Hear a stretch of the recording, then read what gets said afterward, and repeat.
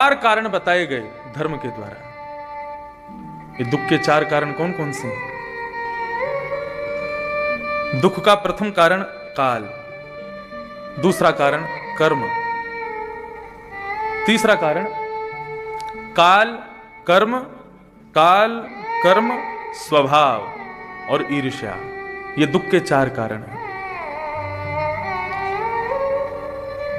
कर्म से मनुष्य दुखी होता है और कई बार काल के कारण भी उसको दुख देखने पड़ते हैं। काल मतलब अब ये कोरोना काल आया, हम लोगों ने कुछ बिगाड़ा तो था नहीं कोरोना का, फिर भी सबके ऊपर आया, सबको उसका कष्ट सहना पड़ा। तो काल का दुख, कर्म का दुख जैसा हम करेंगे वो भोगना ही पड़ेगा, चाहे वो कितना भी खराब किया हो। आप कितने भी श्रेष्ठ क्यों ना हो, लेकिन यदि आपने कर्म खराब किया है तो भोगना तो पड़ेगा। काल, कर्म और तीसरा है स्वभाव। कई लोग स्वभाव से ही दुखी होते हैं, उनके स्वभाव में ही दुख व्याप्त होता है। छोटी सी चीज भी बिगड़ जाए, अनुकूलता यदि प्राप्त ना हो, तुरंत दुखी हो जाते हैं। नहीं, प्रत्येक परिस्थिति को भगवत कृपा समझ करके और उस परिस्थिति में भी भगवत भाव समझ करके ही रहना चाहिए। यदि प्रतिकूल भी है तो भी भगवान की कृपा है,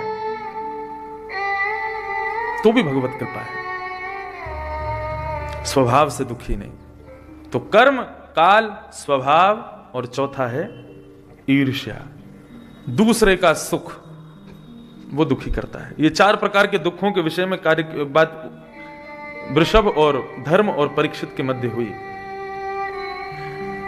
वास्तव में धर्म कहते हैं कि परीक्षित, मानव को दुख कौन देता है ये मानव स्वयं नहीं जानता।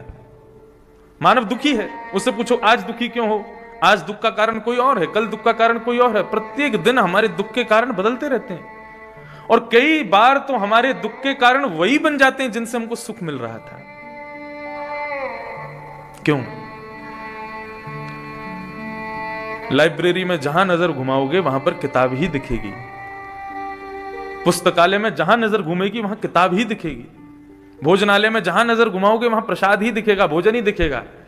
ऐसे ही ये संसार को हमारे शास्त्रों में दुखालय बताया गया। यहां जहां नजर घुमाओगे वहां दुख ही दुख दिखेगा, सब दुखी हैं।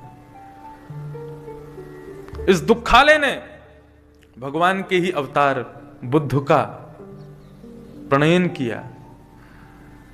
ज्योतिषों ने मना कर दिया था कि हे राजन, आप अपने इस बालक को कभी बाहर मत आने देना। राजा ने बड़ी बड़ी दीवारें खड़ी करवा दी, मेरे पुत्र को कभी बाहर देखना ना पड़े, जाना ना पड़े, सारी सुख संपत्ति राजमहल के अंदर ही उपस्थित कर दी।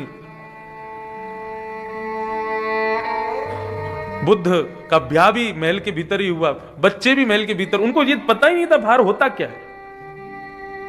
एक दिन अपने महामंत्री के साथ में निकल पड़े पिताजी से बच करके। जैसे ही बाहर गए तो सबसे पहले एक व्यक्ति खांस रहा था, उसको देखा। बोले मंत्री जी ये कौन है, इसको क्या हुआ? बोले खांस रहा है, बीमार हो गया है। बोले बीमारी क्या होती है? बोले सबको बीमार होना पड़ता है, एक आध बार तो बीमार होते ही हैं। उससे क्या होता है? बोले कष्ट होता है। थोड़ा आगे गए तो एक वृद्ध को देखा। बोले ये क्या है? बोले ये वृद्धावस्था है, बाल अवस्था, युवावस्था और उसके बाद में वृद्धावस्था आती है। वृद्धावस्था में स्वयं नहीं चला जाता, एक लाठी लेकर के चलनी पड़ती है, दिखाई नहीं देता नेत्रों से तो किसी का सहारा लेना पड़ता है, खाया नहीं जाता है तो सीरा आदि और दलिया आदि ये सब पदार्थ खा करके ही पेट भरना पड़ता है। थोड़ा और आगे गए तो एक शव यात्रा देखी। बुद्ध बोले मंत्री ये क्या हो रहा है? बोले कि ये मृत्यु है, अकाट्य सत्य, सबको मरना पड़ता है राजन।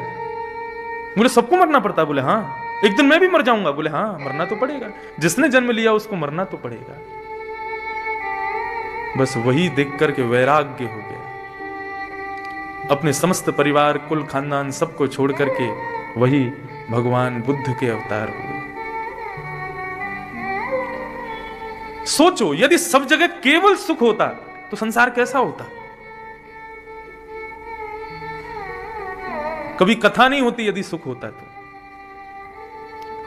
कथाएं होती भी तो कोई सुनता नहीं। मुझे माफ कीजिएगा, लेकिन भागवत कथा श्रवणार्थियों में 3 श्रेणियां होती हैं। पहली, भक्त, जिसको दुख सुख से कोई मतलब नहीं है, उसको केवल भगवत कथा श्रवण में रुचि है, इसलिए उसको सुनना है। दूसरी श्रेणी होती है निमंत्रित व्यक्ति, जिसको आमंत्रण भेजा गया है, आप आओ, कथा में बैठो, पधारो, उत्सव है, आना तो पड़ेगा। ये निमंत्रित लोग भी आते हैं। और तीसरे, जो अपने काल, कर्म, स्वभाव, परिवार, व्यापार सबसे दुखी हैं, वे आते हैं। क्यों? क्योंकि इस असार संसार में, यदि इस भयंकर दुखालय में यदि कहीं सुख की अनुभूति होती है तो वो भगवत कथा में ही